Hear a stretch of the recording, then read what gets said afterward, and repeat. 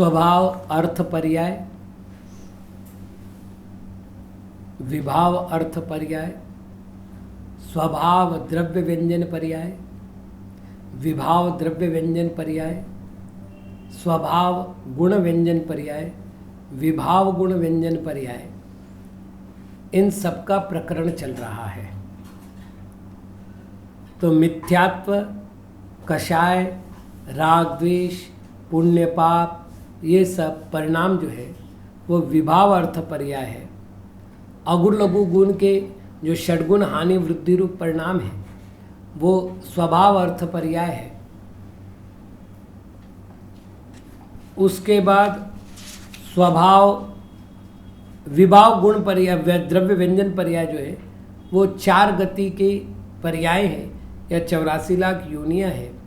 विभाव गुण व्यंजन पर्याय में 4 क्षावक्षमिक ज्ञान, 3 अज्ञान और 3 दर्शन है। स्वभाव द्रव्य व्यंजन पर्याय सिद्ध पर्याय है और उस सिद्ध पर्याय का आकार किंचित न्यून होता है।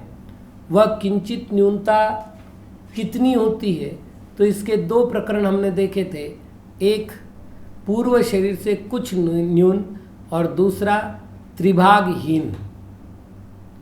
तो इतना सारा प्रकरण हो चुका है। स्वभाव गुण व्यंजन पर्याया अनंत चतुष्टय रूपा जीवस्य। पहले जीव की पर्यायों का कथन हो रहा है। तो जीव की स्वभाव गुण व्यंजन पर्याय मुख्य रूप से 4 प्रकार की है, जो अनंत चतुष्टय रूप है। अनंत ज्ञान, अनंत दर्शन, अनंत सुख और अनंत वीर्य। मोहनीय कर्म के विनाश से अनंत ज्ञान, दर्शनावरण कर्म के विनाश से मोहनीय कर्म के विनाश से अनंत सुख, दर्शनावरण कर्म के विनाश से अनंत दर्शन, ज्ञानावरण कर्म के विनाश से अनंत ज्ञान और वीर्यांतराय कर्म के विनाश से अंतराय कर्म के विनाश से अनंत वीर्य। कुल मिलाकर के ये 4 हुए। इन्हीं चारों को 9 क्षायिक लब्धियों में बांटा गया है। तो 4 को या 9 कहो, ये दोनों बातें यहाँ आएगी। यहाँ तो 4 ही कहे तो अनंत चतुष्टय रूप जो गुण पर्याय है ये स्वभाव गुण व्यंजन पर्याय है और जीव की है। तो अब तक जीव का वर्णन हुआ। अब पुद्गल की अपेक्षा चर्चा करते हैं। पुद्गलस्य तु द्वयणुकादयो विभाव द्रव्य व्यंजन पर्यायाः।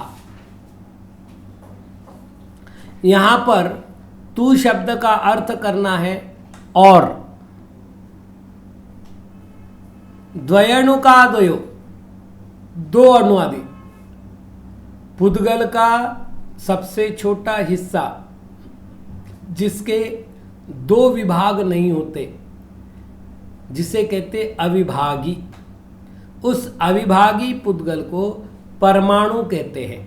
और ये परमाणु जो है वह शुद्ध पर्याय है। किंतु जब स्निग्ध गुण के कारण, रुक्ष गुण के कारण, तो 4 गुण सूत्र बनेंगे। स्निग्ध रुक्ष, रुक्ष स्निग्ध, स्निग्ध स्निग्ध, रुक्ष रुक्ष। इन गुणों के कारण से जो 2 या 2 से अधिक परमाणु बंधते हैं, एक में हो जाते हैं, उनको कहेंगे द्वयणुक परमाणु, मतलब द्वयणुक स्कंद, त्रैणुक स्कंद, चतुष्कणुक स्कंद। ऐसे संख्यात असंख्यात अनंत अणुओं का स्कंद होता है।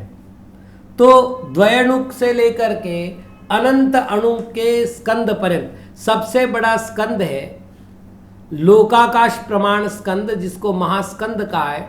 343 घन राजु प्रमाण वो पुद्गल का स्कंद है, जिसको हमने लोक कहा है। तो ये सबसे बड़ा स्कंद है। और सबसे छोटा स्कंद जो है वो 2 अणु का स्कंद है। तो यहाँ पर द्वयणुकादयो लिखा है, तो 2 अणु से लेकर संख्यात असंख्यात अनंत अणु पर्यंत के जो परमाणु मिले हैं उनसे बनने वाले स्कंद को विभाव द्रव्य व्यंजन पर्याय कहते हैं, और ये विभाव द्रव्य व्यंजन पर्याय पुद्गल द्रव्य की है। रस रसांतर गंध गंधांतरादि विभाव गुण व्यंजन पर्याया, पुद्गल के 4 गुण मुख्य है, स्पर्श, रस, गंध, वर्ण। यहां 2 का नाम देकर के आदि किया है, रस रसांतर और गंध गंधांतर। इसका संधि विच्छेद होगा रसाद रसांतरम, गंधाद गंधांतरम। रस से अन्य रस रूप होना, गंध से अन्य गंध रूप होना, अर्थात सुगंध से दुर्गंध रूप होना, दुर्गंध से सुगंध रूप होना इत्यादि रूप से विभाव गुण पर्याय है, विभाव गुण व्यंजन पर्याय। अब यहां पर एक प्रश्न आएगा। प्रश्न है कि आदि शब्द से क्या लेवे। तो 2 शब्द तो हम पहले इसमें साथ मिला लेते हैं। एक स्पर्शात स्पर्शांतरम, तो स्पर्श स्पर्शांतर ये संधि हो गई, मतलब संधि नहीं समास होगा, क्योंकि समास में विभक्ति लोप होता है। दूसरा बनेगा वर्णाद वर्णांतरम, तो वर्ण वर्णांतरम। तो ये सामान्य 4 गुणों की अपेक्षा कथन हुआ, चूंकि गुण 4 कहे, स्पर्श, रस, गंध, वर्ण, इसलिए अपने अपने गुण से अन्य गुण रूप होने को विभाव गुण व्यंजन पर्याय कहते हैं। लेकिन क्या केवल ये 4 ही पर्याय विभाव पर्याय हैं? तो उत्तर नहीं। फिर तो जैसा तत्वार सूत्र में द्रव्य संग्रह में 10 प्रकार की पुद्गल की पर्यायों का वर्णन आया है। शब्द बंध सूक्ष्म स्थौल्य संस्थान भेद तमच्छाया तपोद्योतवंतश्च, या सद्दो बंदो सुमो थूलो संठान भेद तमच्छाया उज्जो दादव सैया पुग्गल दब्वस पज्जाया। तो ये जो 10 पर्याय हैं, ये 10 पर्याय भी विभाव गुण व्यंजन पर्याय है। क्या और भी पर्याय है? तो आकुंचन, प्रसरण इत्यादि 5 पर्याय और होती है। उन 5 पर्यायों को या तत्सम अन्य पर्यायों को भी, जो कि पुद्गल से संबंध रखती है, उन सभी पर्यायों को विभाव गुण व्यंजन पर्याय कहते हैं। तो आदि शब्द से केवल यहाँ पर स्पर्श और वर्ण नहीं लेना है, शब्द बंधादि भी लेना है और आकुंचन प्रसरण आदि भी लेना है। इस प्रकार के अनेक प्रकार की पर्याय पुद्गल में पाई जाती है, जिनको हम विभाव गुण व्यंजन पर्याय कहते हैं। फिर पुद्गल का स्वाभाविक द्रव्य व्यंजन पर्याय का रूप क्या होगा? तो उत्तर दे रहे हैं अविभागी पुद्गल परमाणु स्वभाव द्रव्य व्यंजन पर्याय। अविभागी अर्थात जिसका विभाग नहीं होता, ऐसा पुद्गल परमाणु। इसके लिए आचार्य कुनकुन महाराज ने एक बात लिखी है, स्वयं ही आदि है, स्वयं ही मध्य और स्वयं ही अंत है। मतलब उसका वही आदि है, वही मध्य, वही अंत में है। ऐसा जो पुद्गल परमाणु है वह स्वभाव द्रव्य व्यंजन पर्याय है, अर्थात उसकी एक आकृति बनती है। जब आकृति की बात आई तो फिर प्रश्न आएगा कि परमाणु की आकृति कौन सी है? तो आचारसार ग्रंथ में परमाणु को चतरस्त्र स्वीकार किया है, अर्थात चौकोन। यदि आप नीचे टिप्पण में देखें तो यहाँ आचारसार का श्लोक दिया है, अणुश्च पुद्गलो भेद्यावयव प्रचय शक्तितः कायश्च स्कंद भेदोत्थश्च चतुरस्त्रस्त्वतीन्द्रियः। तो स्पष्ट रूप से ये चतुरस्त्र यानी चौकोन होता है, ये वीरनंदी आचार्य का कथन है। लेकिन जब हम इसको आदि पुराण में देखते हैं तो आदि पुराण में परमाणु को परिमंडलाकार माना है, अर्थात गोल माना है। तो ये आचार्य परंपरा में आकृति को लेकर के मतभेद है, लेकिन अविभागीपना होता है परमाणु में, इसमें सभी एक मत है। तो वो जो है पुद्गल द्रव्य की स्वाभाविक अवस्था है, इसलिए उस पर्याय को स्वभाव द्रव्य व्यंजन पर्याय कहते हैं।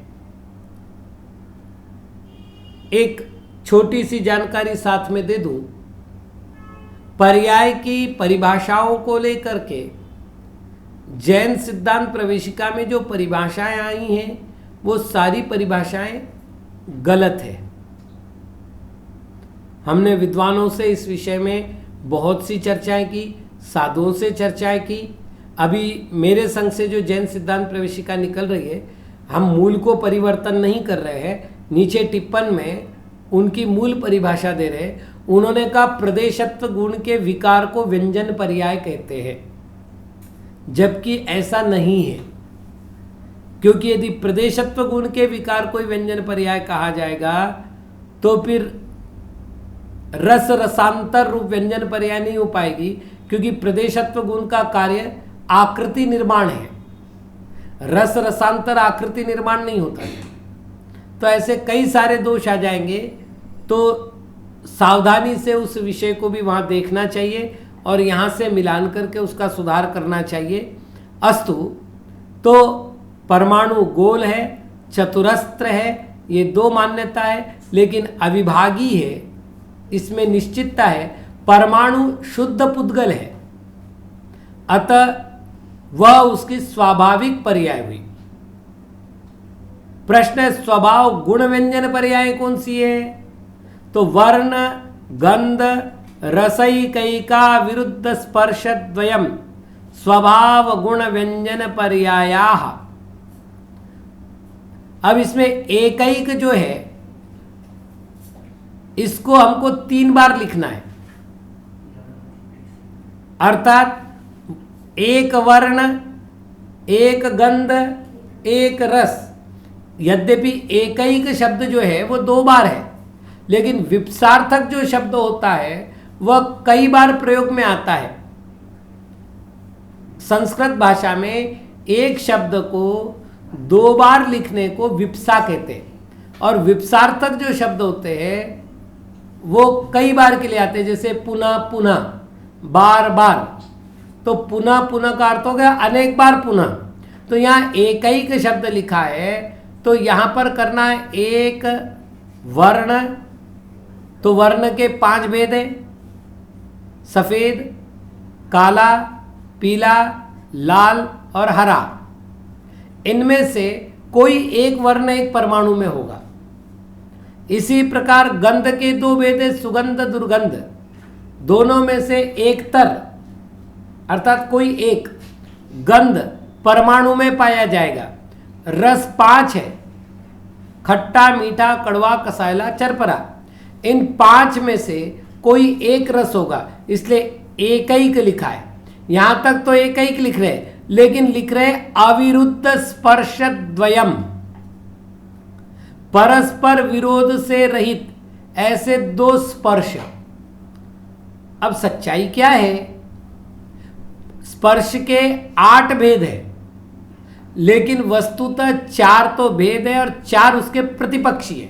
जैसे शीत तो प्रतिपक्षी हो गया उष्ण, कठोर तो प्रतिस्पर्धी हो गया मृदु, हल्का भारी, स्निग्ध तो रुक्ष। तो 4 में से 2 जो अविरुद्ध है, तो अविरुद्ध कौन से होंगे?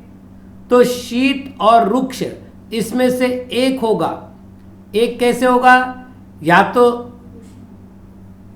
शीत उष्ण में से एक होगा,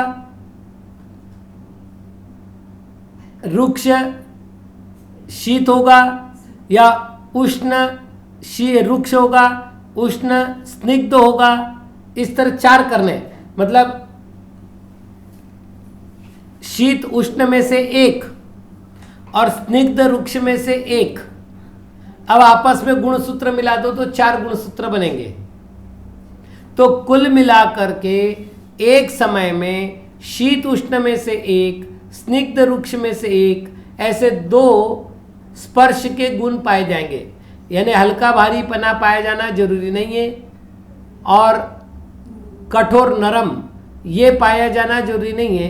बाकी 4 में से 2 परस्पर अविरुद्ध रूप वाले पाए जा सकते हैं। तो कुल मिलाकर के स्पर्शद्वयम ये कहने का अर्थ हो गया, मतलब पुद्गल के भेद रूप से 20 गुण हैं। उन 20 गुणों में से 5 गुण परमाणु में नियम से पाए जाते हैं। वह होगी उसकी स्वभाव गुण व्यंजन पर्याय। अब टिप्पणकार कहते हैं उक्तम च आचार सारे, आचार सार में लिखा है अणुश्च पुद्गलो भेद्यावयव प्रचय शक्तित कायश्च स्कंद भेदोत्थ चतुरस्त्रस्त्वदिंद्रिय। अणुश्च पुद्गल अभेद्य अवयव, अणु जो है वो पुद्गल का अभेद्य अवयव है। प्रचय शक्ति की अपेक्षा वो काय है, मतलब परमाणु को अस्थिकाय क्यों कहा? उनमें स्कंद होने की शक्ति है। स्कंद भेदोत्थ, वो जो परमाणु है वो चतुरस्त्र चौकोन है और अतीन्द्रिय, इंद्रियों के द्वारा ग्रहण नहीं होता। देखिए पहली बात, अतीन्द्रिय वो होगा ही नहीं क्योंकि उसको इंद्रियां होती रही। तो यहाँ अतीन्द्रिय शब्द का अर्थ करेंगे इंद्रियों के द्वारा जो ग्रहण नहीं किया जाता ऐसा वह। इस प्रकार बहुव्रीहि समास के द्वारा या पुद्गल परमाणु को अतीन्द्रिय कहा है। विभ्रदेकम रसम गंधम वर्णम शीत चतुष्टये स्पर्शे चाबाधकौ स्पर्शा वेकदा सर्वदेदृश।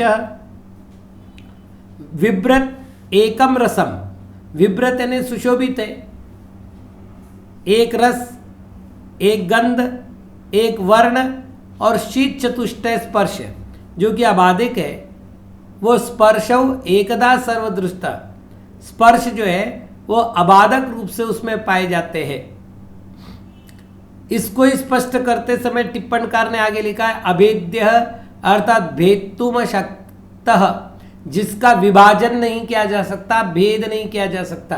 तत्वार सूत्र में जैसा लिखा है कि भेदाद अणु, लेकिन अणु बनने के बाद वापिस भेद नहीं होता। प्रचय शक्ति तक स्कंद रूपेण परिणमन शक्ते है।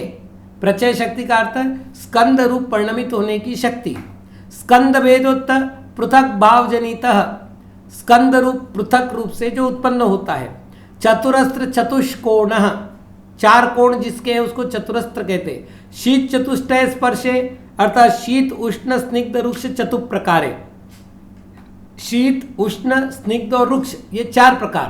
अबाधकौ परस्परा विरोधकौ, जिनमें परस्पर विरोध नहीं है, अर्थात शीत स्निग्ध, शीत रुक्ष, उष्ण स्निग्ध, उष्ण रुक्ष, इन 4 में से कोई एक जोड़ा वहां होगा। एकदा एक समय में ये होगा। शीतोष्णयोरेकम स्निग्ध रुक्षयोरेकम, शीत और उष्ण में से एक होगा, स्निग्ध और रुक्ष में से एक होगा। उक्तम च महापुराणे, महापुराण में लिखा है। महापुराण का अर्थ यहाँ आदि पुराण लेना है, पहला भाग। अण्वकार लिंगास्यु द्विस्पर्शा परिमंडला एक वर्ण रसा नित्या स्यूर नित्याश्च पर्यय। अणु जो है वो कार्यलिंग है, उनमें 2 स्पर्श होते हैं, परिमंडल है अर्थात गोल है, एक वर्ण है, नित्य एक रस है, नित्य है, अनित्य है पर्यायों के कारण। अनाद्य निधने द्रव्ये स्वपर्याया प्रतिक्षणम उन्मज्जन्ति निमज्जन्ति जल कल्लोल वज्जले। जैसे जले, जल में जल कल्लोल पानी की लहरें, उन्मज्जन्ति उत्पन्न होती है, निमज्जन्ति विलीन हो जाती है। उसी प्रकार प्रतिक्षणम, प्रतिक्षण अनादिनिधने द्रव्ये, अनादिनिधन द्रव्य में स्वपर्याया अपनी पर्याय उन्मज्जन्ति निमज्जन्ति उत्पन्न होती है और विलीन हो जाती है। धर्माधर्म न भक्काला अर्थ पर्याय गोचरा व्यंजनेन तु संबंधौ द्वावन्यौ जीव पुद्गलौ। धर्म अधर्म नभ अर्थात आकाश और काल ये अर्थ पर्याय से युक्त होते हैं और अन्य दो द्रव्य अर्थात जीव पुद्गलौ, जीव और पुद्गल ये दो द्रव्य व्यंजनेन संबंधौ व्यंजन पर्याय से युक्त होते हैं। अनाद्य निधने आद्यंत रहिते उन्मज्जन्ति प्रादुर्भवन्ति भवति और निमज्जन्ति विनश्यति। उन्मज्जति उत्पन्न होते हैं और निमज्जन्ति विनाश को प्राप्त होते हैं। इति पर्यायाधिकार, इस प्रकार पर्याय अधिकार पूर्ण हुआ। ओम नमः।